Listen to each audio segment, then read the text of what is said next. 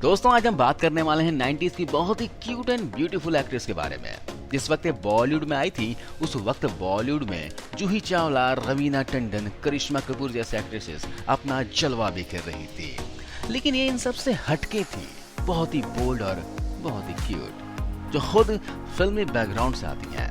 इनके ग्रैंडफादर ने 150 से ज्यादा फिल्में बनाई हैं और इनके पापा बॉलीवुड के one of the best director रह चुके हैं और इन्होंने इंडस्ट्री को बहुत ही बेहतरीन एक्टर दिए हैं, जैसे कि अनुपम खेर, कंगना रनौत, जॉन अब्राहम और इमरान हाशमी। इसके अलावा अगर बात करें इनकी छोटी बहन की तो आज के समय में वो बॉलीवुड की सुपरस्टार है। जी हाँ दोस्तों, हम बात कर रहे हैं पूजा भट्ट की।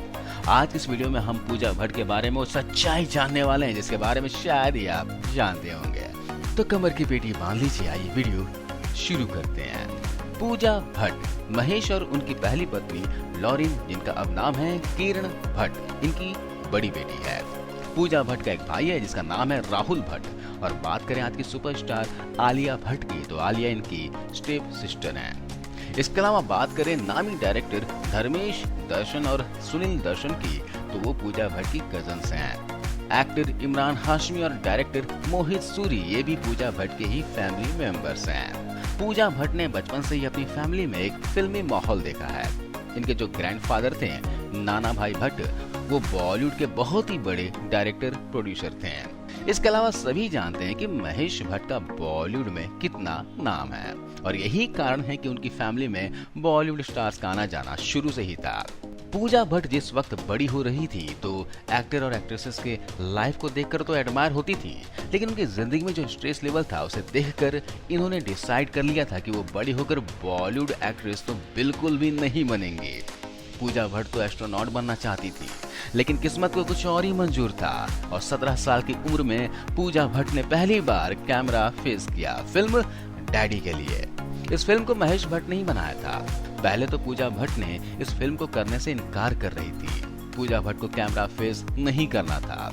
फिर किसी तरह महेश भट्ट ने पूजा भट्ट को बहुत ज्यादा समझाया और कहा कि अगर तुम इस फिल्म में काम नहीं करोगी तो मैं ट्विंकल खन्ना को ले लूंगा। और बस इसी बात के बाद पूजा भट्ट ने इस फिल्म के लिए हाँ कह दी और इस तरह से वो बनी डैडी फिल्म का हिस्सा। इस फिल्म की काफी तारीफ हुई थी। इसके बाद अगर बात करें बड़े पर्दे की तो पूजा भट्ट की एंट्री बॉलीवुड में धमाकेदार तरीके से हुई थी। फिल्म दिल है कि मानता नहीं से इस फिल्म में आमिर खान और पूजा भट्ट की केमिस्ट्री बहुत ही जबरदस्त थी और पूजा भट्ट इस फिल्म में बहुत ही क्यूट लग रही थी। इस फिल्म के गाने और ये फिल्म दोनों ही सुपर हिट रही। पर आप शायद ही जानते होंगे कि पूजा भट्ट पहले आशिकी फिल्म से लॉन्च होने वाली थी।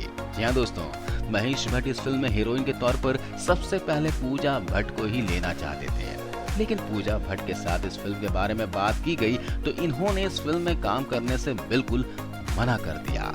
पूजा ने अपने खुद एक इंटरव्यू में बताया था कि महेश भट्ट ने इस फिल्म के लिए उनसे बात की थी, लेकिन पूजा भट्ट ने आशिकी फिल्म में काम करने से मना कर दिया था और इस फिल्म को ना कहने का कारण बहुत ही दिलचस्प था। खुद पूजा ने बताया कि 12 साल की उम्र से वो एक लड़के से प्यार करती थी। वो उनकी स्कूल टाइम का फ्रेंड था और 17 साल से इन्होंने उनको डेट करना शुरू कर दिया था। पूजा के बॉयफ्रेंड नहीं चाहते थे कि पूजा कोई फिल्म एक्ट्रेस बने, इसलिए इन्होंने पूजा को साफ कह दिया था कि अगर तुम फिल्मों में काम करोगी तो मैं तुमसे शादी नहीं करूंगा। पूजा ने कहा कि पहली फिल्म डैडी में जब मैं काम की थी तब तक तो ये मान गए थे, लेकिन बाद में इन्होंने बिल्कुल साफ मना कर दिया था कि तुम फिल्मों में काम नहीं करोगे। इसलिए पूजा भट्ट आशिकी फिल्म के लिए मना कर दिया। इसके बाद जब पूजा भट्ट का अपने बॉयफ्रेंड के साथ ब्रेकअप हो गया तो इसके बाद इन्होंने अपना बॉलीवुड करियर शुरू कर दिया और इस तरह से बने फिल्म दिल है कि मानता नहीं की हीरोइन। इसके बाद पूजा भट्ट हमें कई बेहतरीन फिल्मों में नजर आई, जैसे कि सड़क, जुनून, फिर तेरी कहानी याद आए। फिल्में तो साथ साथ चल रही थी, पूजा भट्ट को पसंद भी किया जा रहा था, लेकिन बात करें उनके पर्सनल रिलेशनशिप की तो आए दिन पूजा भट्ट का नाम किसी न किसी नए लड़के के साथ जुड़ा करता था। आपको बता दूं कि अपने करियर के शुरुआती दिनों में पूजा भट्ट का नाम अलग अलग एक्ट्रेस के साथ जुड़ा है। इनमें से कुछ हैं कमल सराना, अरशद वारसी, राहुल रॉय और बॉबी देओल। पूजा भट्ट की लाइफ हमेशा कंट्रोवर्शियल रही है, भले ही उनके पेरेंट्स के रिलेशनशिप हो, भले ही उनके रिलेशनशिप हो या फिर उनका रिश्ता अपने पिता के साथ हो। एक्चुअली एक बार एक मैगजीन कवर ने एक ऐसी फोटो छापी जिससे पूजा भट्ट और उनके फादर महेश भट्ट को बहुत ही बड़ी कंट्रोवर्सी में डाल दिया। उस मैगजीन के कवर पर पूजा भट्ट महेश भट्ट के साथ एक लिप लॉक करती हुई नजर आई, जो अपने टाइम के हिसाब से बहुत ही ज्यादा बोल्ड स्टेप था। और लोगों ने कहा कि किसी भी बाप बेटी में इस तरह का प्यार नहीं हो सकता। लोगों को यह फोटो बहुत ही ज्यादा वाहियात लगा और इसके साथ ही लोगों ने महेश और पूजा भट्ट को बहुत ही ज्यादा क्रिटिसाइज किया। यहाँ तक कि इस फोटो को छपने से पहले महेश भट्ट ने अपनी बेटी को लेकर एक बहुत ही ज्यादा शॉकिंग कमेंट किया था। उन्होंने अपने एक इंटरव्यू में कहा था कि अगर पूजा भट्ट मेरी बेटी नहीं होती तो मैं इनसे शादी कर लेता। इनके इस कमेंट को भी लोगों ने बहुत ही ज्यादा क्रिटिसाइज किया। इसके बाद पूजा भट्ट ने एक बोल्ड मूव लिया। इन्होंने एक मैगजीन के लिए शूट किया जिसमें वो पूरी न्यूड नजर आ रही थी।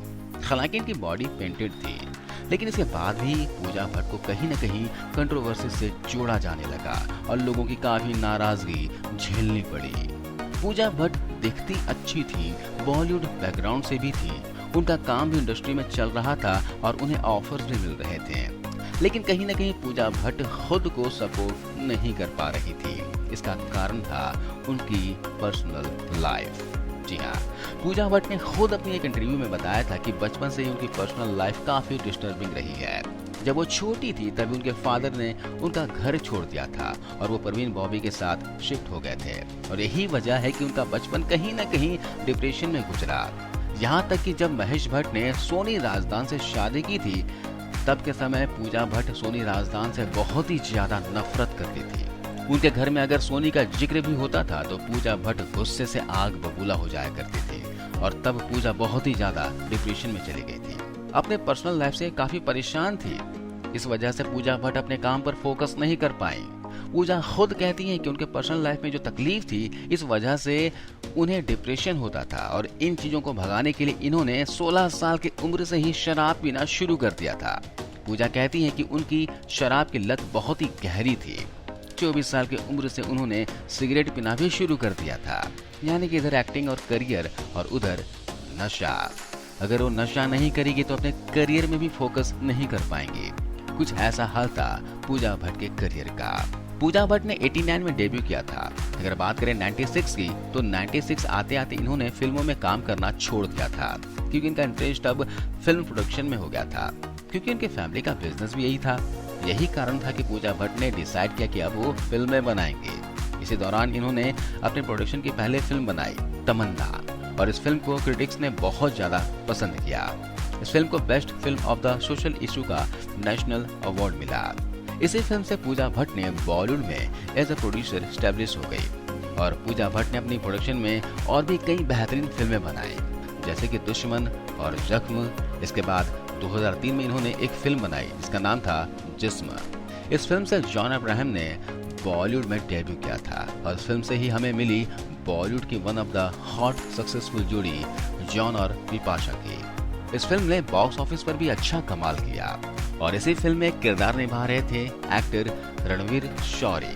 इस फिल्म के मेकिंग के दौरान ही पूजा भट्ट और रणवीर शौरी एक दूसरे के करीब आ गए और ये दोनों एक दूसरे को पसंद करने लगे। इसी दौरान रणवीर शौरी पूजा भट्ट के साथ ज्यादा टाइम स्पेंड करने के लिए उनके साथ उनके पाली हिल वाले फ्लैट पर शिफ्ट हो गए। ये दोनों लिव इन में रहा करते थे, लेकिन इन दोनों के बीच प्रॉब्लम थी शराब। पूजा भट्ट को शराब की लत तो थी ही, वहीं अगर बात करें रणवीर शौरी की तो उन्हें भी शराब की इतनी ज्यादा लत थी कि उन्हें पता ही नहीं चलता था कि वो कर क्या रहे हैं। शराब के नशे में इन दोनों के बीच इतने ज्यादा झगड़े होने लगे कि धीरे धीरे एक दूसरे को बर्दाश्त करना भी मुश्किल हो गया। पूजा भट्ट ने अपने एक इंटरव्यू में बताया था कि रणवीर शौरी ने उन्हें फिजिकली और मेंटली बहुत ही ज्यादा अब्यूज किया है। वहीं अगर बात करें रणवीर शौरी की तो उन्होंने बताया कि उनका ब्रेकअप किस तरह से हुआ। एक दिन नशे में पूजा भट्ट के पास उनके घर पर गए और वहां पर पूजा भट्ट ने उन्हें शराब को लेकर लेक्चर देना शुरू कर दिया। यही कारण था कि उस दिन दोनों का झगड़ा इतना ज्यादा बढ़ गया कि रणवीर शौरी ने अपना सारा सामान पैक किया और वो पूजा का घर छोड़कर जाने लगे। वो नीचे अपने कार में बैठे थे और जब इन्होंने पीछे देखा तो उनका एक बैग मिसिंग था। यही कारण था कि वो पूजा भट्ट को कॉल करने लगे। क्योंकि उन्हें अपना बैग चाहिए था, लेकिन पूजा भट्ट ने उनका कॉल रिसीव नहीं किया। इसके बाद रणवीर शौरी को आवाज आती है और जब वो पीछे मुड़कर देखते हैं तो उनके कार के शीशे टूटे हुए होते हैं। रणवीर शौरी ने बताया कि पूजा भट्ट के भाई राहुल भट्ट ने लोहे के रॉड से उनके कार के शीशे तोड़ दिए और फिर उसी रॉड से उनको पीटा भी। रणवीर शौरी बांद्रा पुलिस स्टेशन पहुंच गए और जहां उन्होंने पूजा भट्ट के खिलाफ कंप्लेंट किया। रणवीर शौरी ने अपने एक इंटरव्यू में यहां तक कि कह दिया था कि ऐसे तो पूजा भट्ट अपने आप को बहुत ज्यादा प्राइवेट पर्सन बताती है, लेकिन सबसे ज्यादा पब्लिसिटी का चस्का पूजा भट्ट को ही है, जिसमें फिल्म के दौरान शुरू हुआ या फिर फिल्म के रिलीज से पहले ही खत्म हो गया। इस फिल्म ने बॉक्स ऑफिस पर अच्छा कमाल किया और इसके बाद पूजा भट्ट अपने करियर में आगे बढ़ गई और प्रोडक्शन के साथ डायरेक्शन भी की। और इसी दौरान इन्होंने फिल्म बनाई पाप। इस फिल्म में एक गाना था, लगन लगी तुमसे मन की लगन। इस गाने में पूजा भट्ट को हेल्प किया था मनीष माखीजा ने। एक्चुअली मनीष माखीजा MTV वीजे है और वो फिल्म इंडस्ट्री में उधम सिंह के नाम से फेमस है। इन्होंने पूजा भट्ट को इस गाने पर बहुत हेल्प की थी और यहीं से पूजा भट्ट और मनीष माखीजा का अफेयर शुरू हो गया। 2 महीने तक डेट करने के बाद पूजा ने गोवा में मनीष के साथ शादी कर ली। मनीष से शादी करने के बाद पूजा भट्ट बहुत खुश थी, क्योंकि जो फ्रीडम एज अ वाइफ उन्हें चाहिए था, मनीष उन्हें वो सारी फ्रीडम दिया करते थे। इसके बाद पूजा भट्ट ने अपना काम कंटिन्यू रखा। इसी दौरान इन्होंने और भी फिल्में बनाई, जैसे कि रोग, गजरारे और जिस्म 2।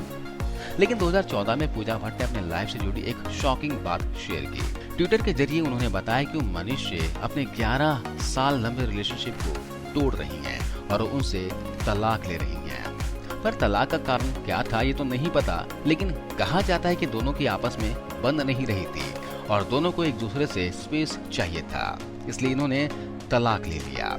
मनीष से तलाक लेने के बाद पूजा भट्ट के लाइफ में अगर कुछ बचा था तो वो थी सिर्फ और सिर्फ अल्कोहल, यानी कि शराब। पूजा भट्ट ने शराब को ही अपना दोस्त बना लिया था। उनकी हर शाम शराब के साथ ही हुआ करती थी।